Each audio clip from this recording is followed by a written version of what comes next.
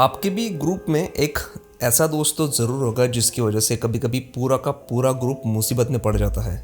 आज की जो कहानी मैं आपको बताने वाला हूँ वो एक ऐसे ही ग्रुप की है और एक ऐसे ही दोस्त की है जिसकी वजह से उसके फ्रेंड्स एक बहुत बड़ी मुसीबत में फंस गए थे।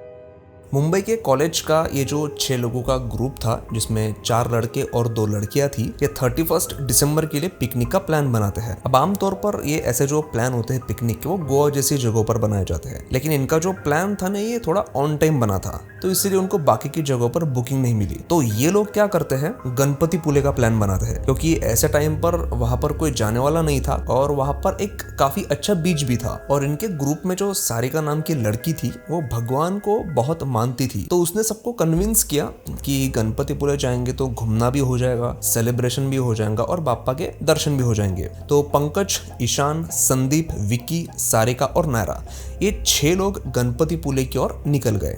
इनमें से जो संदीप था, जिसे सब सैंडी कहते थे, उसमें थोड़ी ज्यादा मस्ती थी, जैसे कि हर एक ग्रुप में किसी ना किसी एक बंदे में जरूर होती है। और वो ना आसपास की चीजों को लेकर बहुत क्यूरियस रहता था, मतलब जिन चीज़ों पर ज़्यादा ध्यान नहीं देना चाहिए ये उस पर भी बहुत अपना दिमाग लगाता था। 31 को वो गणपतिपुले पहुंचे। उन्होंने वहाँ के फेमस टेम्पल में जाकर गणेश जी के दर्शन किए। उसके बाद खाना खाने के लिए वो एक रेस्टोरेंट में पहुंचे। अब गाड़ी सैंडी चल रहा था, तो उसने सबको उस रेस्टोरेंट के सामने उतार दिया और वो गाड़ी पार्क करने के लिए पीछे गया पार्किंग में। अब वहाँ पार्किंग के पास कुछ लोग बैठे थे और उनकी कुछ बातें चल रही थी, तो उनके मुंह से सैंडी ने एक गाँव का नाम सुना, तुम्बाड़। सैंडी ने इस गांव के बारे में पहले से सुन रखा था। उस गांव में हस्तर नाम के राक्षस का एक मंदिर है, उसने ये भी सुना था। और बाकी की जो चीजें थी कि उस मंदिर में खजाना है, वो गांव श्रापित है, ये सारी बातें उसने सुन रखी थी। तो उसके अंदर क्यूरियोसिटी बढ़ी। उसने गूगल मैप पर लोकेशन चेक किया तो सच में तुम्बाड़ नाम का वो जो गांव था वो वहां से बस 25 किलोमीटर पर दिखा रहा था। अब उसके खुरापाती दिमाग ने सोचा कि इतनी दूर आए हैं और उस गांव के बारे में इतनी सारी अजीब बातें सुन रखी है तो जाकर देख ही लेते हैं। उसने ये आइडिया बाकी लोगों के साथ शेयर किया। अब जैसे ही उन लोगों ने तुम्बाड़ का नाम सुना तो सारिका ने जोर से उसे कहा कि अरे भाई, तुम्हारा दिमाग खराब हुआ है क्या? हम यहाँ पर आए किस लिए है और तुम ये मतलब क्या बोल रहे हो? और उसने ये भी बताया कि उस गांव के बारे में और उस मंदिर के बारे में जो भी बातें बताई जाती है वो सब सच है, तो वहां जाना खतरे से खाली नहीं होगा। अब बाकी के लोग भी सारिका के ही साइड से बोल रहे थे, तो तब सैंडी ने वही बात कही जो अक्सर ऐसे लड़के ऐसी सिचुएशन में बोलते हैं कि तुम लोग फट्टू हो, डरपोक हो, इतना भी क्या डरना। तो सारिका, नायरा और ईशान तो मना कर रहे थे, लेकिन पंकज और विक्की सैंडी की बातों में आ जाते हैं। तो काफी देर तक बहस करते हैं। फाइनली 2 घंटों की बहस के बाद ना चाहकर भी सब लोग वहां पर जाने के लिए रेडी हो जाते हैं। जब सैंडी ये कहता है कि हम वहां कुछ सोना और खजाना खोजने के लिए नहीं जा रहे हैं, हम सिर्फ उस गांव में जाएंगे, उस मंदिर को बाहर से देखेंगे और फिर वापस आ जाएंगे। तो दूसरे दिन सुबह निकलने की बात तय होती है और वो सब सो जाते हैं। तो जैसा उनका डिसाइड हुआ था, दूसरे दिन सुबह वो तुम्बाड़ गांव की तरफ निकल जाते हैं। 40-45 मिनट में वो तुम्बाड़ में पहुंच जाते हैं और जैसा कि उन्होंने उस गांव के बारे में सुना था, उन्हें धीरे धीरे ये समझ में आ गया कि वो सारी बातें सच है जो उन्होंने सुनी थी। जैसे ही वो उस गांव में पहुंचे, उन्होंने देखा कि उस गांव में ना के बराबर ही लोग रह रहे थे। कोई भी उनसे बात करने के लिए रेडी नहीं था, उन्हें रास्ता बताने के लिए रेडी नहीं था। एक अलग ही उदासीनता उस गांव में वो महसूस कर रहे थे। सारिका, नायरा और ईशान तो इस बात का इंतजार कर रहे थे कि कब वो मनूस मंदिर सैंडी जल्दी से देखेगा और वो कब जल्दी से उस गांव से बाहर निकल जाएंगे। फाइनली उनकी गाड़ी उस मंदिर के सामने पहुंच गई। हस्तर का वो मंदिर कई सालों से बंद था।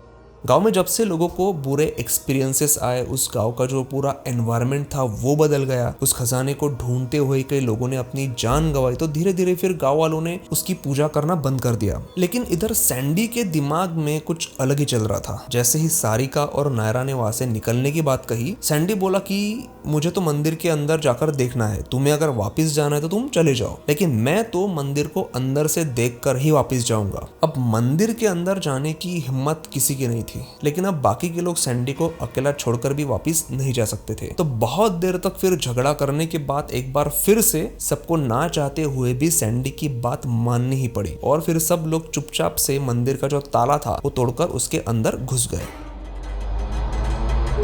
अब उस मंदिर में अजीब सी बदबू आ रही थी। एक्चुअली वो मंदिर था ही नहीं, क्योंकि मंदिर भगवान का होता है और उस जगह पर हस्तर की पूजा वो गाँव वाले करने लगे थे, इसीलिए फिर वो लोग उस जगह को मंदिर कहते थे। तो जैसे ही वो उस जगह में घुसे, उन्होंने देखा कि वहां पर नीचे कई सारे कंकाल पड़े थे, कुछ जानवरों के थे तो कुछ इंसानों के थे। सारिका और नायरा ने डर के मारे एक दूसरे के हाथ मजबूती से पकड़ लिए।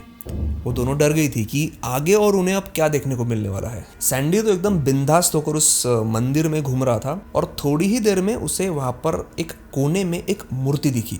जब उसने पास जाकर देखा तो वो समझ गया कि वो मूर्ति हस्तर की है। उसने देखा कि उस मूर्ति के आगे जमीन पर कई सारे सोने के सिक्के पड़े हैं। अब उन सोने के सिक्कों को देखकर सैंडी और पंकज की आंखें चौंक गई। उनके अंदर लालच आ गया। सैंडी ने पंकज के कान में कहा कि इसमें से कुछ 5-10 सिक्के अगर उठा भी ले वो तो प्रॉब्लम क्या है, अगर कुछ थोड़ा बहुत रिस्क है भी तो उन्हें वो रिस्क उठा लेना चाहिए, क्योंकि ऐसा करने से उनकी लाइफ सेट हो जाएगी। अब सैंडी जैसे ही सिक्के उठाने लगता है, सारिका बीच में आ जाती है और उसे रोकती है और कहती है कि ये सिक्के यहाँ पर पड़े हैं, उनको अब तक किसी ने उठाया नहीं है, बाहर इंसानों के कंकाल पड़े हैं, तो कुछ तो गड़बड़ जरूर है। इस मंदिर के बारे में जो कहानी बताई जाती है वो सच भी हो सकती है, तो उसे वो सिक्के नहीं उठाने चाहिए। लेकिन सैंडी कहा उसकी बात सुनने वाला था। सारिका उससे बात कर ही रही थी कि उसने वहां से एक सिक्का उठा लिया। अचानक उस मंदिर के अंदर अंधेरा हुआ, मानो जैसे कि दिन में ही रात हो चुकी हो। सब लोग डर गए और बाहर भागने लगे। उतने में उनके सामने एक ऐसी चीज आकर खड़ी हुई जिसका शरीर पूरी तरह से लाल था। इंसानों की तरह हाथ और पैर होने के बावजूद वो जानवर की तरह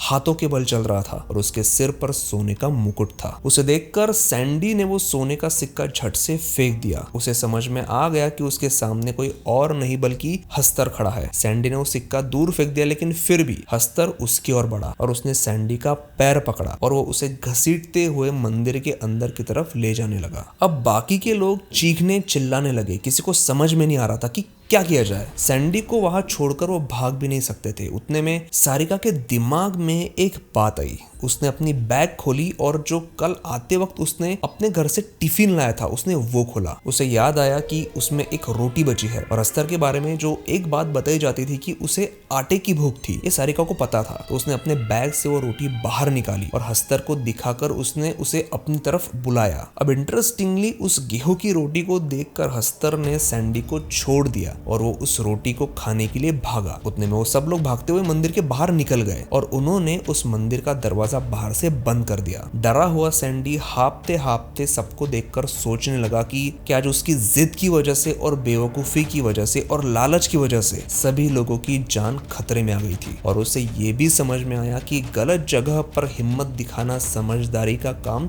नहीं होता। अगर वीडियो पसंद आया हो तो प्लीज लाइक जरूर करें और ऐसे ही इंटरेस्टिंग कहानियां सुनने के लिए चैनल को सब्सक्राइब करें और इस वीडियो को लाइक जरूर करिए। धन्यवाद।